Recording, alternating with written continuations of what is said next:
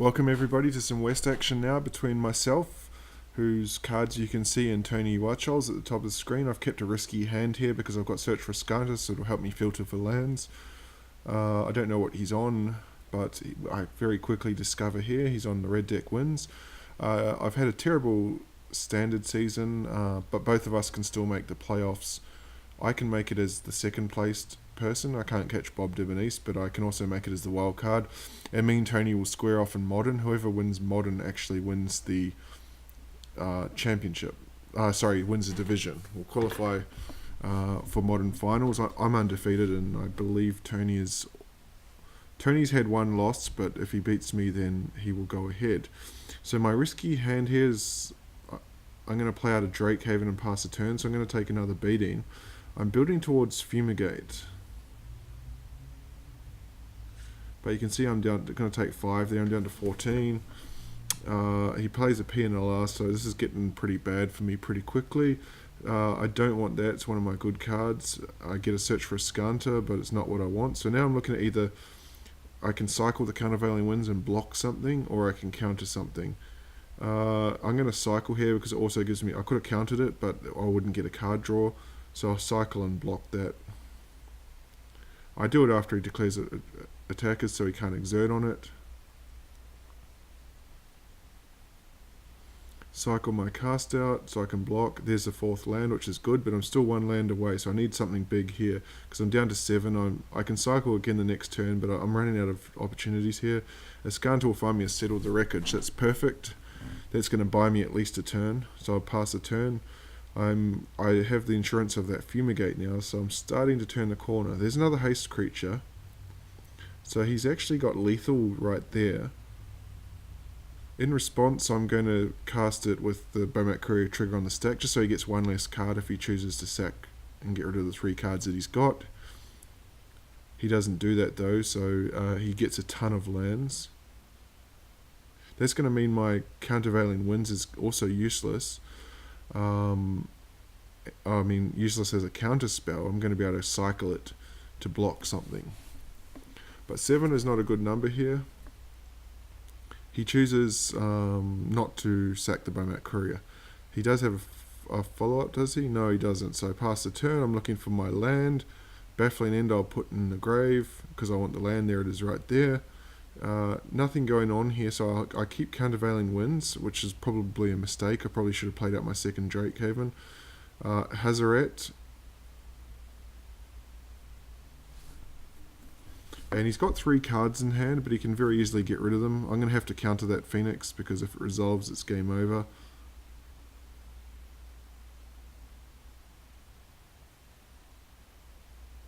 He's going to ping me down to 6. Hazaret can get in here. I've got no response here. I'm just flat out dead because I'm down to 1 if he's got anything.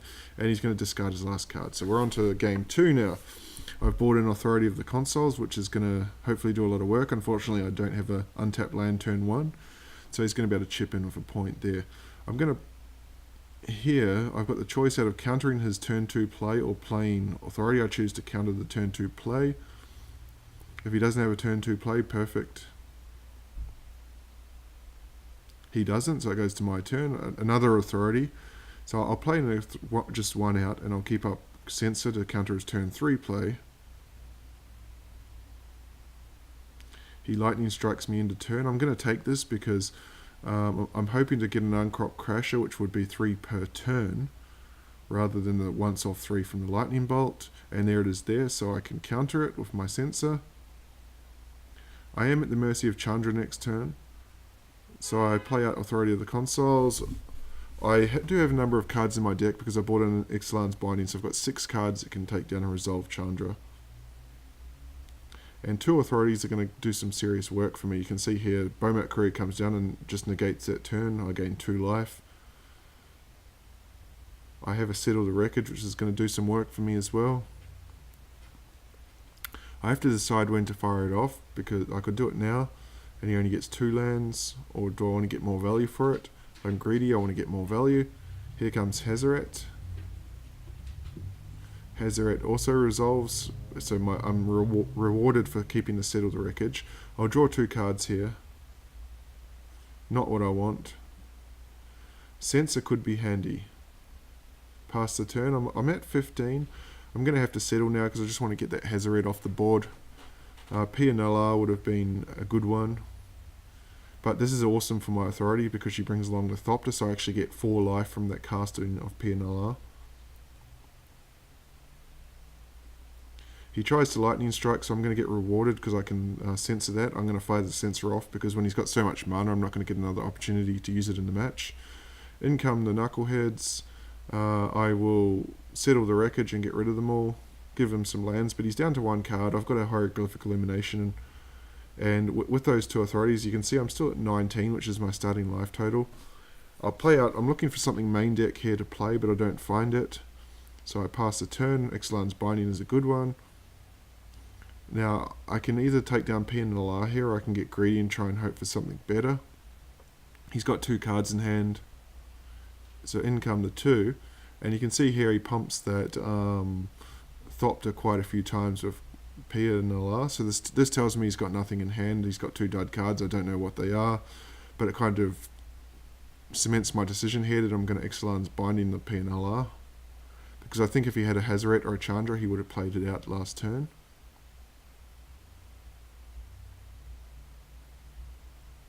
Because you can see I took a 6-point hit that last turn. So Pianella is down. He can't cast any more of those. Red can't get rid of enchantments. I'm just thinking about Glorybringer and the Phoenix now. He plays a second Scavenging Ground. He's still got that... I'm cycle here looking for something. Cycle again. I'm still searching.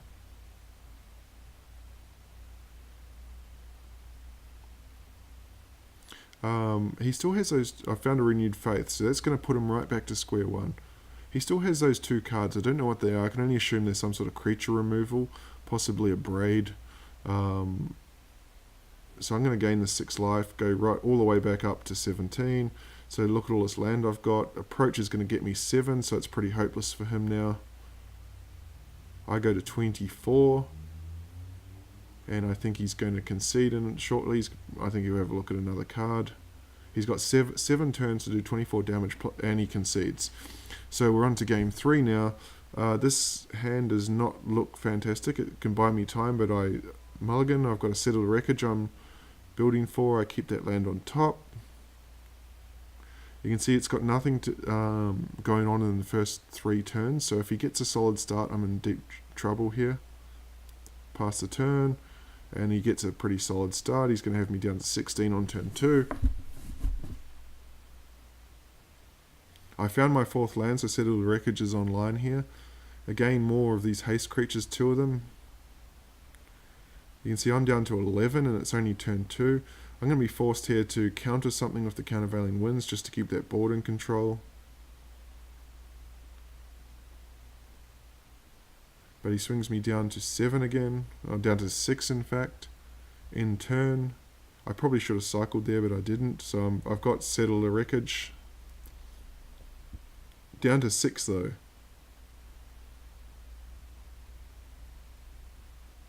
He can hit me down to 5 here. He's got 2 cards left in hand. At this stage I'm thinking, if I can get away with the Settled Wreckage here, I can...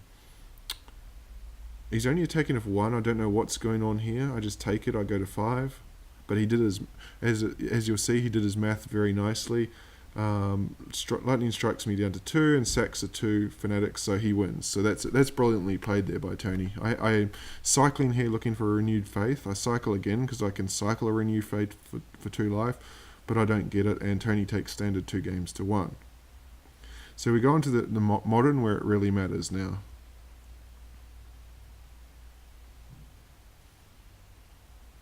I'm playing Green-White Value Town, which is a deck I've played quite a few times. I've been playing it pretty solidly for over a year now. I have mainly been playing So he starts off with a basic Swamp and an Inquisition. I think, at this stage I'm thinking Homebrew, but I can't be sure.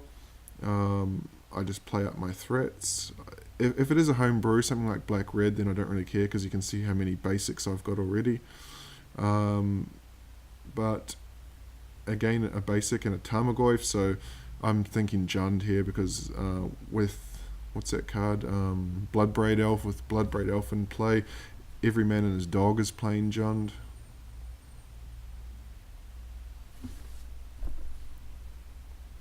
Tarmogoyf's going to get in. It's only a 2-3 Raging Ravine. So now we've got a battle of the Scavenging Oozes. This one here, I'm going to just exile my knight, which he took with the Inquisition just before he's tapped out, so he can't get anything. My Scavenging Ooze is going to get in for 5. It's stronger than his Tarmogoyf. You see, I've got no threats. I've got all lands. So this doesn't really bother me at this stage because a Collected Company will just get me instantly back into this match. He's going to bolt down my Scavenging Ooze. I'm just going to get rid of the Inquisition there from the grave just to weaken Tarmogoyf. Otherwise it would be a 3-4.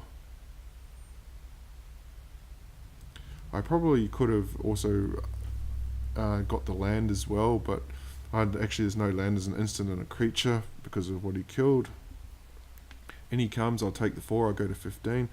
There's my knight. I play out the Windswept Heaths first, just so that I can pump him to a bit stronger, if need be. It can only go to a 3, so he still dies to bolt, but I might be able to nick that Scavenging Ooze. He had a little bit of a think about that, and then he passes. The turn. I get in for 2. I just get in there because you can see he's going to Kolaghan's Command down my Noble Hierarch and make me discard, which I don't mind. He's getting a bit flat, and I kind of think that I play 3 Tireless Trackers. I've got 4 Collected Companies. I favour myself in a top deck war here because Knight can also thin out my deck further.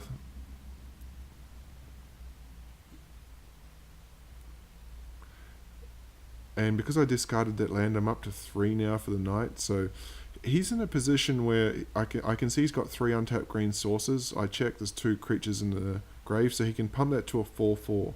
So that there is the possibility that I might exchange my Knight with the Scavenging Ooze, but he makes a decision for me here by firing up the Raging Ravine. Firing up the Raging Ravine means that he can't get in with the Goyf or the Scavenging Ooze, so I'm happy to take 4 there and go to 11, largely because I play 4 Ghost Quarters, so I can have that covered later on. Just thin my deck out.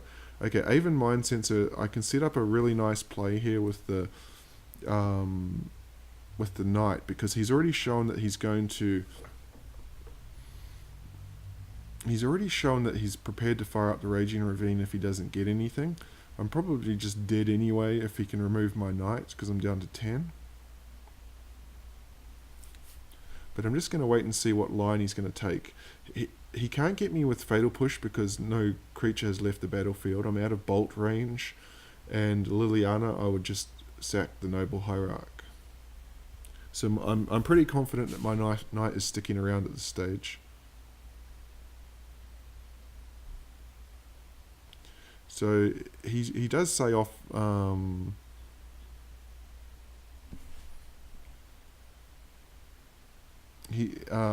in the chat that he's having a serious think about what line he wants to take here. At this stage I'm crossing my fingers saying please fire up that Raging Ravine and attack. The Knight of the Reliquary, even though it's quite a widely played card, it seems to get a lot of people. They don't really know how it works. So I'm just going to skip this forward a little bit. Here's my Knight here. So what it does is I can sacrifice the Forest or Plain and search for a land card. It can be any land card. So we just continue that on. What I'm hoping he's going to do is fire up the Raging Ravine, which he does. So now I'm able to block with the Knight, although he doesn't actually swing. So I swing an Aven Mind Sensor first, then I use the Knight to go and find a Ghost Quarter to get the Raging Ravine. Because he's tapped out now, he can't take down my Mind Sensor, and it means that he can only search the top 4 cards from the Ghost Quarter. He's already got 3 basics, so I'm pretty confident this is just going to be a straight up strip mine. So Raging Ravine is down, he's tapped out with 12 life. Even though I'm playing off the top of my deck, I'm pretty confident I've got this one.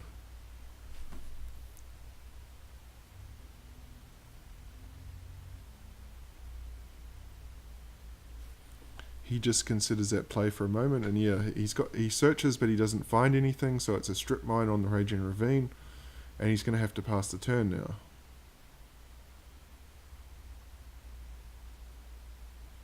Well, he's down to one card. My top deck, what have I got? A Voice of Resurgence here is perfect because it's good to chump block. It also offers protection against Liliana. I'm trying to attack, but I'm just being stupid because I'm in the wrong phase. I have to actually click again to be able to attack. I want to swing in with the knight. He's going to pump to a 7. I'm expecting Scavenging Ooze to block here, which would be perfect because it would get cards out. But he doesn't. He lets it through. He's interested in the life gain from Scavenging Ooze. So I play out my Voice of Resurgence, hoping to get a chump block because then it will become a 4/4 at least. And from there, I think if he swings and blocks, I think I've got him dead. I've got 2 creatures in the grave, so Scavenging Ooze can become a 4 power with take him to 7, but my knight would still be lethal.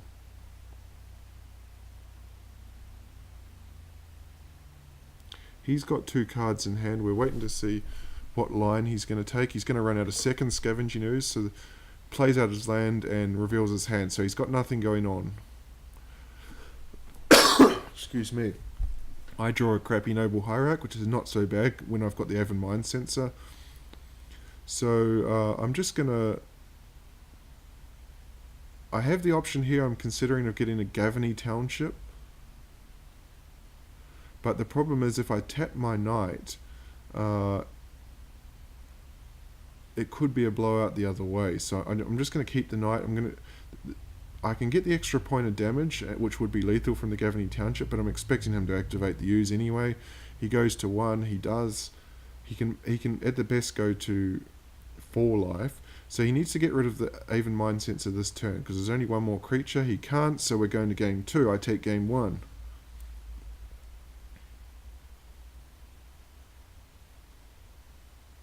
So immediately he takes my Path to Exile with an Inquisition.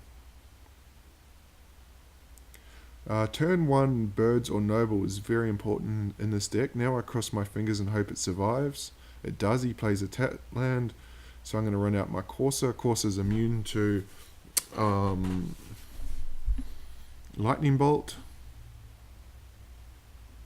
So now I'm thinking if Birds survives, then I'm home free. I can Coco next turn. Sadly, Birds doesn't. Liliana gets him. At this stage, you can see the collected companies on top of my deck. I don't want to crack that Windswept Heath because I want 2 collected companies. I not chip Liliana down to 2.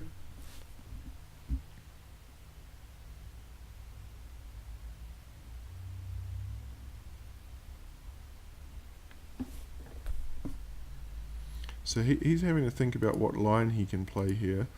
He activates the Treetop Village and gets in. Passes the turn, so now I'm set. I can play out that Windswept Heath, no point attacking, pass the turn, hold up collected company. He just clicks down my Corsair again. I'm kind of hoping he's got 4 cards in hand. I don't know what's going on here. He keeps firing up the Treetop Village. Wait till he's tapped it, and then in response I will fire off collected company.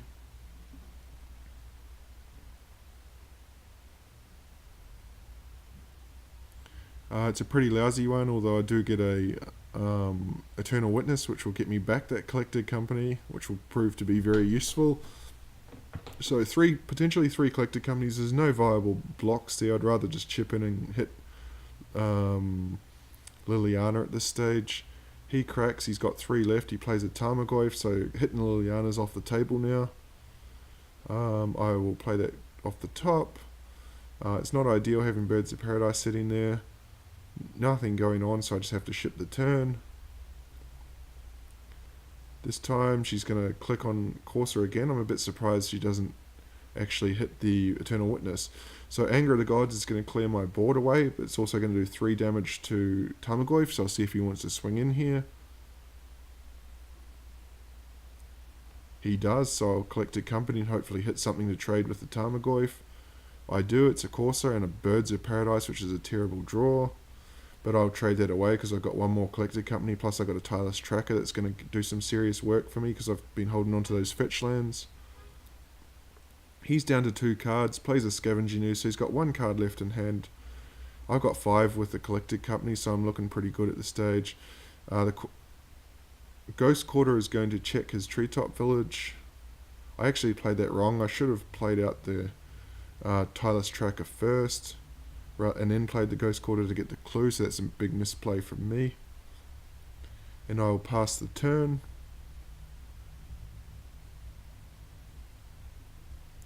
He's got one card left in hand, so he doesn't play anything there with the crack.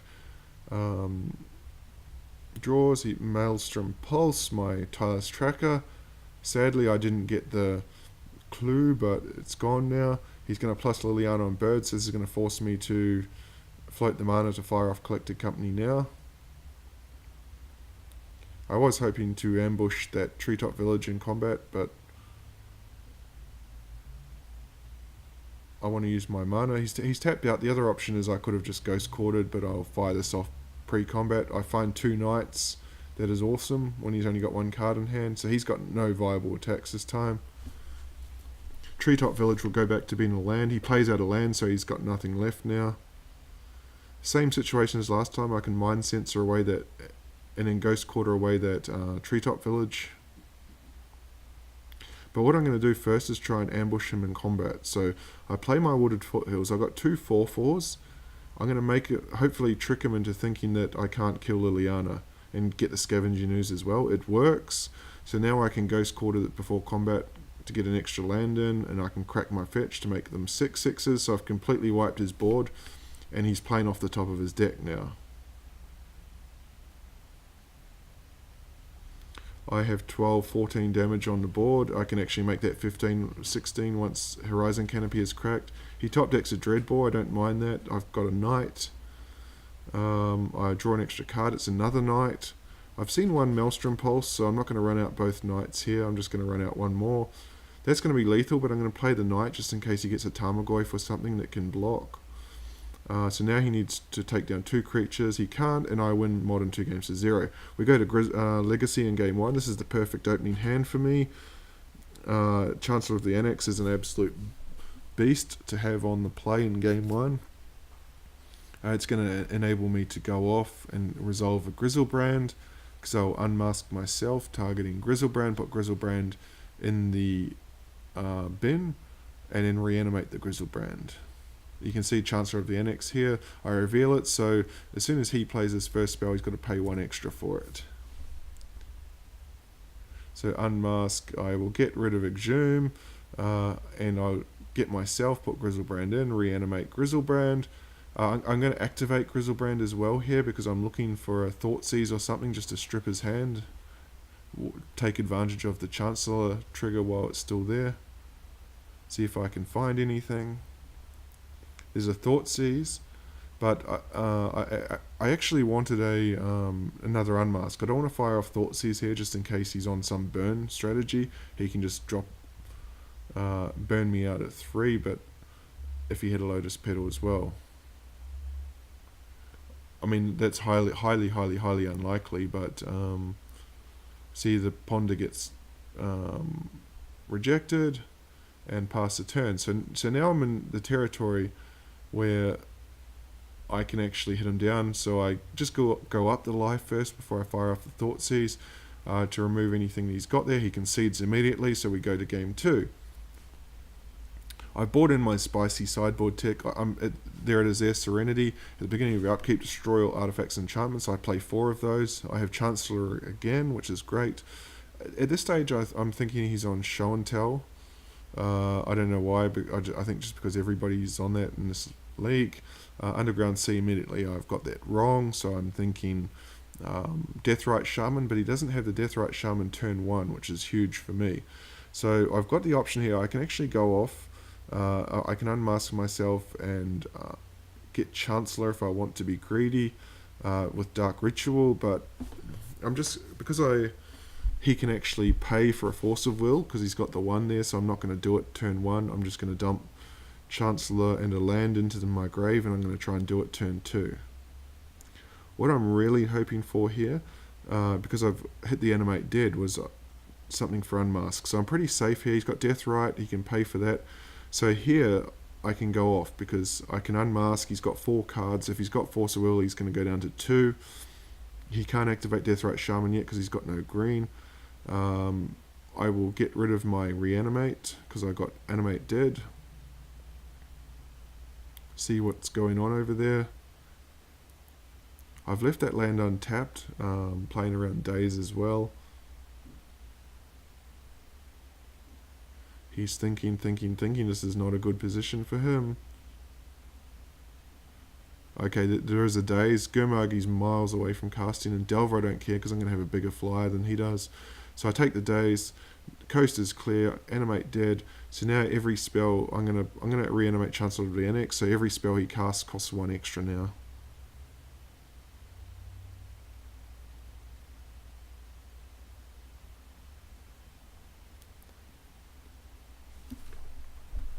And then we have a misplay here because he's going to play out the land, and he's going to play True Name Nemesis, but we have rollbacks turned off because what could have happened here, Chancellor's going to tick up, he's got to pay 1, he accidentally says no, and so it's gone. He could have paid it with Deathrite Shaman, and from there he says in chat that he cannot beat this Chancellor, and he concedes, and I take Legacy 2 games to 0.